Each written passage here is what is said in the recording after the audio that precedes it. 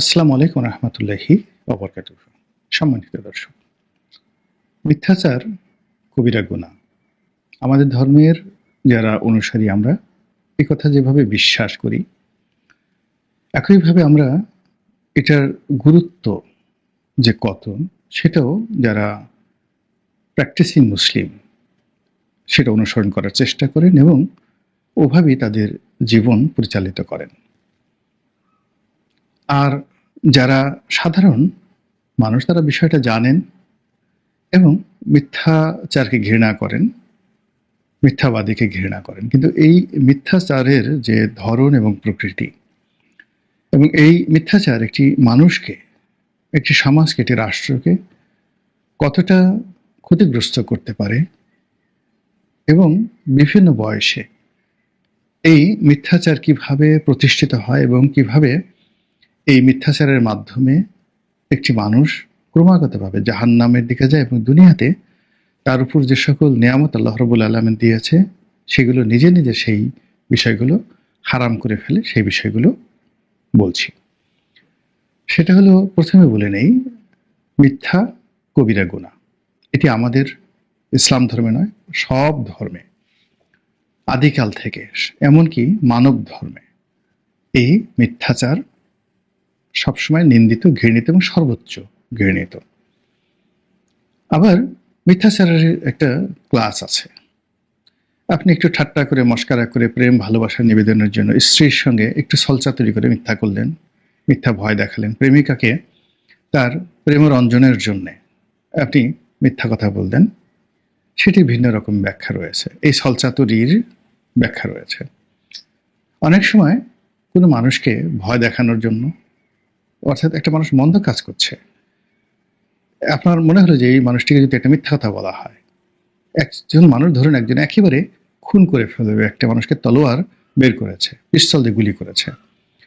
আপনি যদি দ্রুত তার কাছে এসে একটা মিথ্যা সংবাদ দেন যে তোমার স্ত্রী মারা গেছে বা সন্তান মারা গেছে, এবং সে মুহূর্তের মধ্যে যদি ওই হত্যাকাণ্ড থেকে নিবৃত্ত রাখে, এই বিষয়গুলো নিয়ে তর্ক আছে, বিতর্ক আছে যে এই সকল ক্ষেত্রে মিথ্যা বলা যাবে কি না।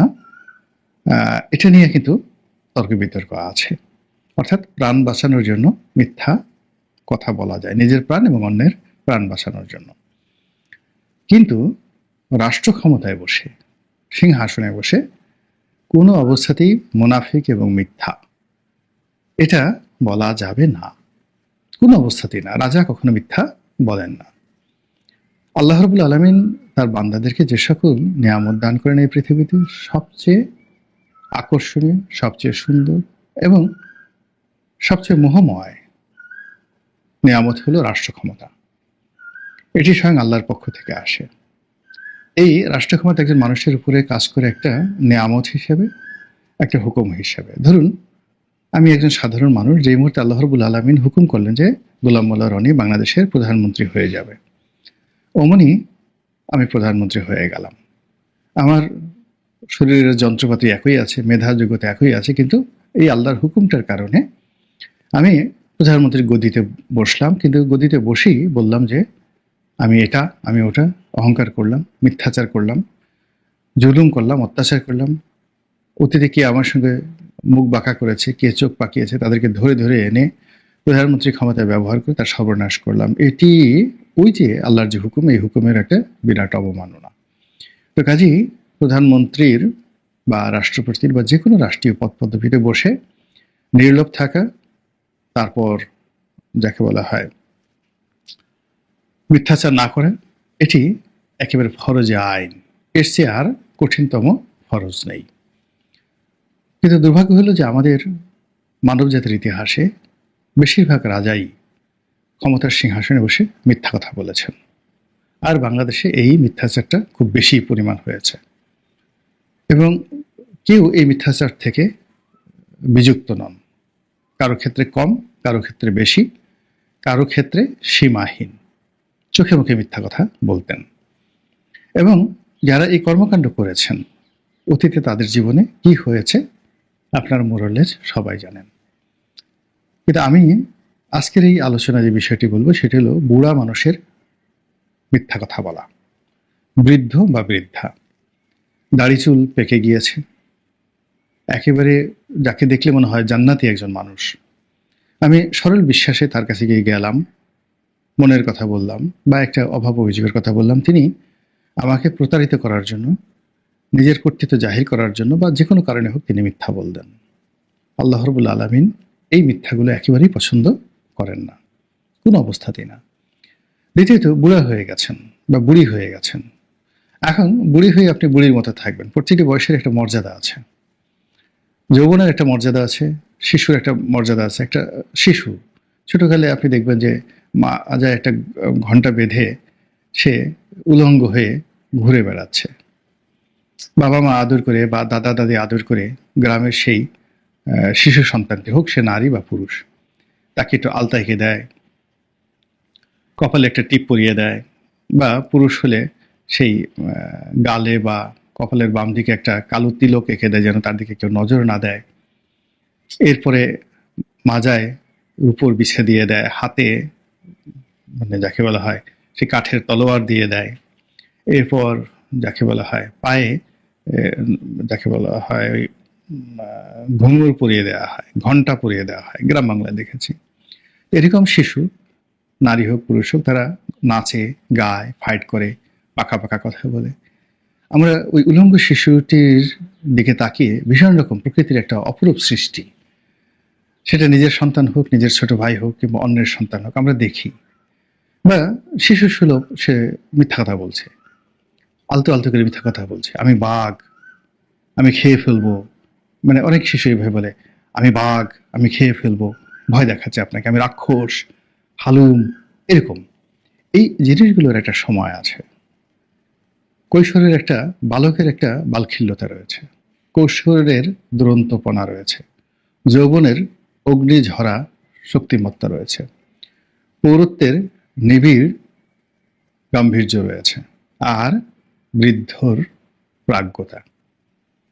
এখন সেই সমস্ত উলু উলু পুলতু পুতু এই সবগুলো বাদ দিয়ে, অর্থাৎ শিশু, বালক, কৈশোর, যৌবন, পৌরত্ব বাদ দিয়ে আপনি যখন বৃদ্ধ হবেন, 70 বছরের বেশি আপনার বয়স হয়ে যাবে, তখন আপনার পোশাক হবে পরিশীলিত।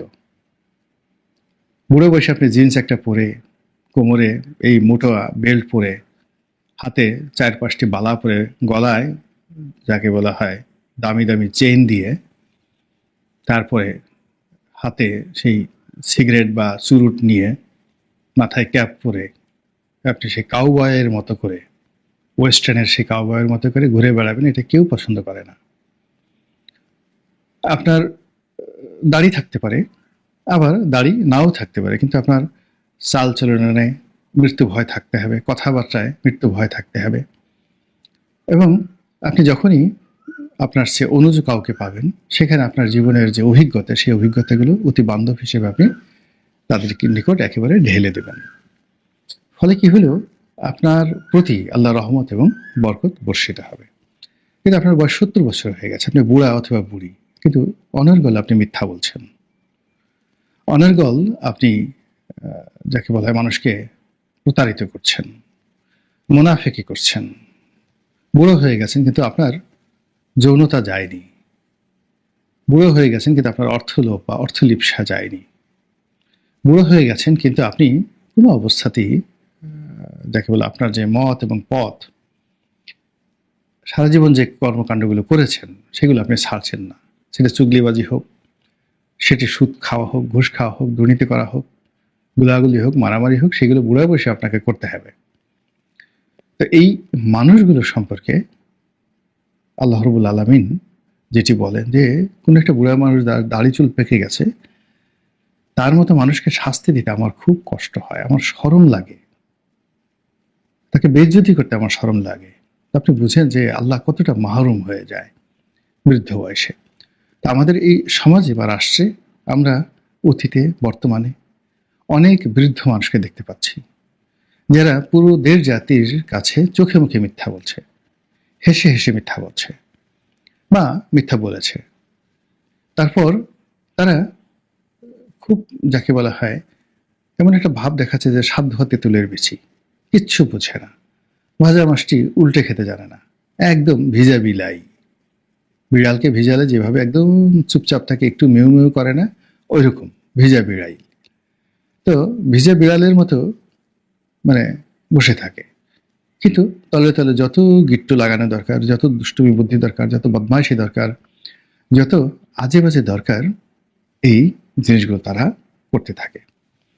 তো ওই যে বলছিলাম যে আল্লাহ রাব্বুল আলামিন তার প্রকৃতির বিচার খুব নির্মম এবং নিখুঁত। তিনি প্রথমত এই ধরনের লোকদেরকে একটা অবকাশ দেন নির্দিষ্ট সময় পর্যন্ত, তারপর তাদেরকে পাকড়াও করেন।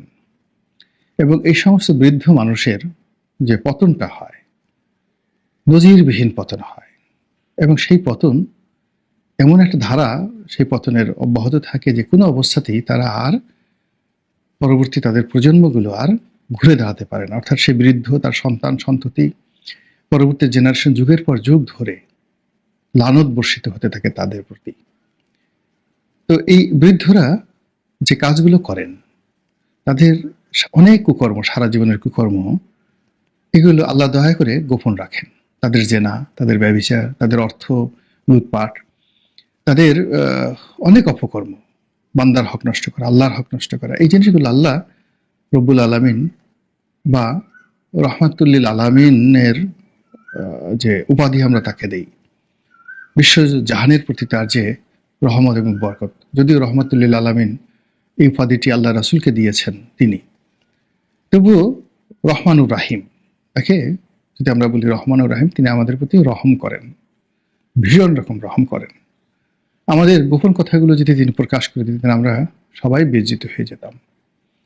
তো এভাবে অনেক বড় বড় মানুষ আমরা সমাজে যাদেরকে বড় মনে করি, মূলত তারা বড় নন, তাদের অনেক গোপন কুকর্ম আল্লাহ দয়া করে তার রহমানুর রহিম নামের উছিলায় সেই জিনিসগুলো গোপন রাখেন। কিন্তু এই মানুষগুলো 80 বছর বয়স হয়ে যাওয়ার পরও যখন বুঝতে পারে না যে আল্লাহর কি অপরিসীম দয়ার কারণে তাদের জেনা, তাদের ব্যভিচার, তাদের অপকর্ম, তাদের অর্থ লোপাট, গোপন যাকে বলা হয় কর্মকাণ্ড, সব আল্লাহ গোপন রেখেছেন। কিন্তু পরবর্তীতে যখন তারা ওই আরো ভালো পথ পেয়ে যান, তারপরে রাষ্ট্র ক্ষমতা পেয়ে যান, এবং সে আগের মতোই আরো ম্যাটিকুলাসলি মিথ্যা কথা বলতে থাকেন, তখন একসাথে সব কিছু আল্লাহ হিসাব নেওয়ার চেষ্টা করেন না, মানে হিসাব নিয়ে নেন।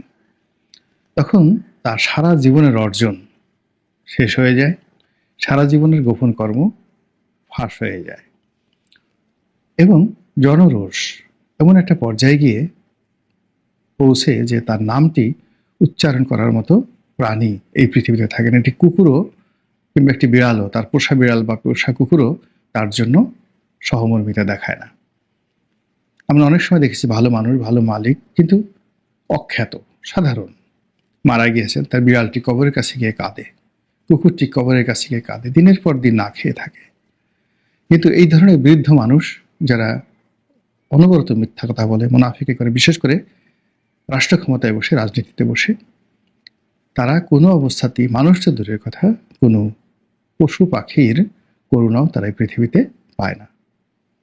মহান আল্লাহ আমাদের সবাইকে হেদায়েত দান করুন এবং হেফাজত করুন। আসসালামু আলাইকুম ওয়া রাহমাতুল্লাহি ওয়া বারাকাতুহু।